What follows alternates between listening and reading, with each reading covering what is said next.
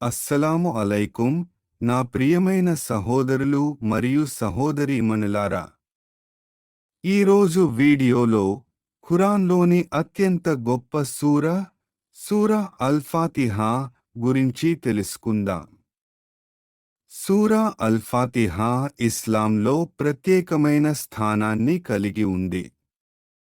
ఇది 5 రోజువారీ నమాజులలోని ప్రతి రకాత్లో పఠించబడుతుంది. దీనిని ప్రపంచవ్యాప్తంగా ముస్లింలు అత్యంతగా పఠించే సూరాగా చేస్తుంది. ప్రవక్త ముహమ్మద్ సల్లల్లాహు అలైహి వసల్లం దీనిని అల్-కితాబ్, గ్రంథం యొక్క మాతృమూలం, మరియు ఖురాన్ యొక్క మాతృమూలం అని వర్ణించారు. దాని ప్రాథమిక ప్రాముఖ్యతను నొక్కి చెప్పారు. అబూ హురైరా ఉల్లేఖించిన ఒక హదీసులో ప్రవక్త ముహమ్మద్ సల్లల్లాహు అలైహి వసల్లం ఇలా చెప్పారు: సూరా అల్-ఫాతిహాను పఠించని వ్యక్తి యొక్క నమాజు చెల్లదు, మరియు అల్-ఖురాన్, అల్-ఫాతిహా ను పఠించని నమాజు అసంపూర్ణమైనది. ఈ హదీసులు మన ఆరాధనలో ఈ సూరా యొక్క అనివార్యమైన స్వభావాన్ని నొక్కి చెబుతున్నాయి. మీరు అల్-ఫాతిహా పఠించినప్పుడు మీరు అల్లాహ్తో సంభాషిస్తున్నారు. ఈ సుందరమైన వివరణ ప్రవక్త ముహమ్మద్ సల్లల్లాహు అలైహి వసల్లం చెప్పిన ఒక హదీస్ కుద్సిలో ఇలా చెప్పారు: అల్లాహ్ సర్వశక్తిమంతుడు ఇలా అన్నారు, నేను అల్-ఫాతిహాను నాకు నా దాసునికి మధ్య 2 సగాలుగా విభజించాను, మరియు నా దాసుడు అడిగినది పొందుతాడు. దాసుడు: సకల స్తోత్రములు సర్వలోకాల ప్రభువైన అల్లాహ్కు చెందును అని అన్నప్పుడు, అల్లాహ్, నా దాసుడు నన్ను స్తుతించాడు అని అంటారు. దాసుడు: అత్యంత కరుణామయుడు, అత్యంత కనికరించేవాడు అని అన్నప్పుడు, అల్లాహ్, నా దాసుడు నన్ను కొనియాడాడు అని అంటారు. దాసుడు: తీర్పుదినపు అధిపతి అని అన్నప్పుడు, అల్లాహ్, నా దాసుడు నన్ను మహిమపరిచాడు అని అంటారు. అతను: మేము నిన్ను మాత్రమే ఆరాధిస్తాము మరియు నీ సహాయాన్ని మాత్రమే కోరుతున్నాము అని అన్నప్పుడు, అల్లాహ్, ఇది నాకు నా దాసునికి మధ్య ఉంది, మరియు నా దాసుడు అడిగినది పొందుతాడు అని అంటారు. అతను: మాకు సన్మార్గాన్ని చూపు, నీవు అనుగ్రహించిన వారి మార్గాన్ని, నీ కోపానికి గురి అయిన వారిది కాదు, మార్గభ్రష్టులది కాదు అని అన్నప్పుడు, అల్లాహ్, ఇది నా దాసుని కోసం, మరియు నా దాసుడు అడిగినది పొందుతాడు అని అంటారు.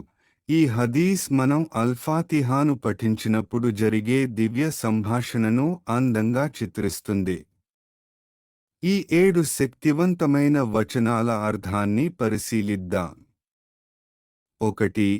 బిస్మిల్లా అర్-రహ్మాన్ అర్-రహీం, అత్యంత దయగల, అత్యంత కరుణామయుడైన అల్లాహ్ పేరుతో మనం అల్లాహ్ యొక్క పేరు మరియు దయ, కరుణ లక్షణాలను గుర్తించడంతో ప్రారంభిస్తాము. మనం చేసే ప్రతిదీ దైవ ఉనికిని గూర్చిన అవగాహనతో సమీపించాలని గుర్తుచేస్తుంది. ప్రవక్త ముహమ్మద్ సల్లల్లాహు అలైహి వసల్లం ఒక హదీస్ ఇలా చెప్పారు: ముఖ్యమైన ఏ విషయాన్నైనా బిస్మిల్లాహ్తో ప్రారంభించకపోతే అది లోపభూయిష్టంగా ఉంటుంది. 2.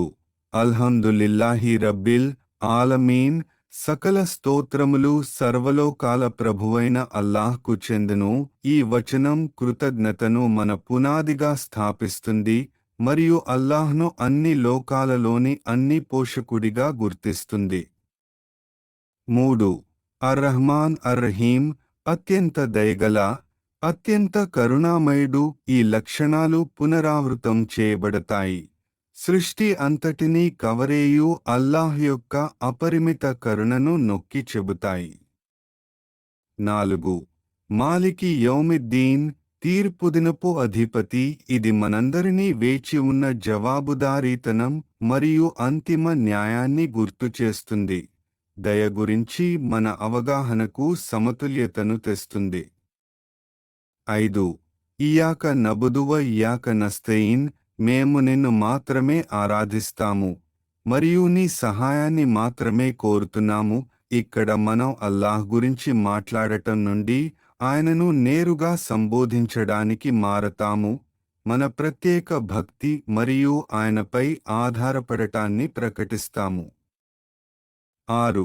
ఇహ్దిన సిరాతల్ ముస్తఖీం, మాకు సన్మార్గాన్ని చూపు. ఈ కేంద్ర వచనం మార్గదర్శకత్వం కోసం ముఖ్యమైన ప్రార్థనను కలిగి ఉంది. జీవితంలో దైవిక దిశ కోసం మన అవసరాన్ని గుర్తించడం. 7. సిరాతల్ లదీన అనంత అలైహిం గైరిల్ మగ్దూబీ అలైహిం వలద్దాలీన్, నీవు అనుగ్రహించిన వారి మార్గాన్ని, నీ కోపానికి గురి అయిన వారిది కాదు, మార్గభ్రష్టులది కాదు. సూరా మార్గదర్శకత్వం అంటే ఏమిటో స్పష్టం చేయడంతో ముగుస్తుంది. ధర్మాత్ముల మార్గాన్ని అనుసరించడం మరియు అతిక్రమణ మరియు తప్పుదారి పట్టించే మార్గాలను నివారించడం. అబూ సయీద్ అల్-ఖుద్రీ ఉల్లేఖించిన ఒక హదీసులో, ప్రవక్త యొక్క ఒక సహచరుడు తేలుకుట్టిన ఒక వ్యక్తిని చికిత్స చేయడానికి సూరా అల్-ఫాతిహాను రుఖ్యా, ఆధ్యాత్మిక నివారణగా ఉపయోగించాడు. ఆ వ్యక్తికి నయమైంది మరియు ప్రవక్త ముహమ్మద్ సల్లల్లాహు అలైహి వసల్లంకు దీని గురించి తెలియజేసినప్పుడు ఆయన నవ్వి ఇలా అడిగారు, అల్-ఫాతిహాను రుఖ్యాగా ఉపయోగించవచ్చని నీకు ఎలా తెలుసు? తరువాత ఆయన అన్నారు, నువ్వు సరైన పని చేశావు. ఈ హదీస్ ఆధ్యాత్మిక మార్గదర్శకత్వం కంటే ఎక్కువగా అల్-ఫాతిహా సౌఖ్య మరియు రక్షణ లక్షణాలను కలిగి ఉందని చూపిస్తుంది. దాని బహుముఖ స్వభావాన్ని మరింత వివరిస్తుంది. మన రోజువారీ జీవితంలో సూరా అల్-ఫాతిహా సవాళ్లను ఎదుర్కొనడానికి మరియు నిర్ణయాలు తీసుకోవడానికి ఒక చట్రాన్ని అందిస్తుంది. మనం కష్టాలను ఎదుర్కొన్నప్పుడు సూరా మనకు గుర్తు చేస్తుంది. దైవిక ఉనికి గురించిన అవగాహనతో ప్రారంభించడం, కృతజ్ఞతా వైఖరిని కొనసాగించడం, దయ ప్రబలి ఉందని గుర్తుంచుకోవడం, మన చర్యల పరిణామాలను పరిగణించడం, నేరుగా దేవుని వైపు తిరగడం, నిరంతరం మార్గదర్శకత్వాన్ని కోరడం, ఇతరుల ఉదాహరణల నుండి నేర్చుకోవడం, సానుకూలంగా మరియు ప్రతికూలంగా రెండూ. సూరా అల్-ఫాతిహా సంక్షిప్తంగా ఉన్నప్పటికీ ఒక సంపూర్ణ ప్రపంచ దృక్పథాన్ని మరియు ఆధ్యాత్మిక రోడ్ మ్యాప్ను కలిగి ఉంది. ఈ సూరా యొక్క అందం దాని సాదాసీదా స్వభావంలో ఉంది, అయినప్పటికీ లోతైన అర్థాన్ని కలిగి ఉంది. మీకు మా కంటెంట్ నచ్చినట్లయితే దయచేసి లైక్, షేర్ మరియు సబ్స్క్రైబ్ చేయండి.